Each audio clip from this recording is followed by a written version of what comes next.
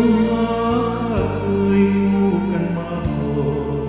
เจ้าเดินลุกนี้ลีสอดจากทางนอนมุมมอนเฮือนหาเจ้าคือคลาดให้เดินไปนอกทางเพื่อภวังไฟฝันคนหาข้าเคยห้องนอนเคียงข้างก่อนเอามองแสงสว่างเบิ่งเส้นทางสุขสันต์สุขเจ้า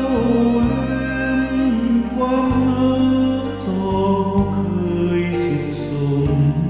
แล้วหนีไปกับตา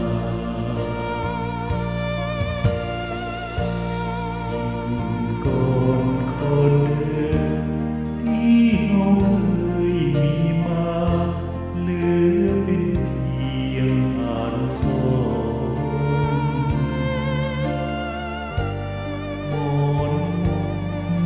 อาพรผ้าห่มเตียงนอนอ่อนยังฝังใจมีคำพูดให้เจ้าคืนมากับเธออย่าคิดหน้าอย่าเลยลาทำข้าเดียวดายหากเจ้าผิดไปขอจงได้กับใจอาภัย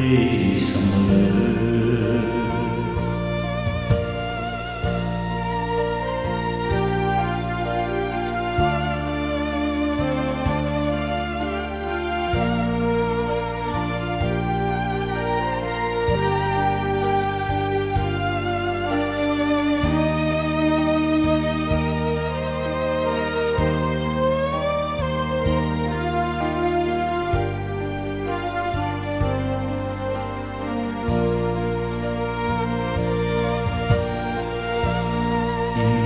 ก่อนคนเดิน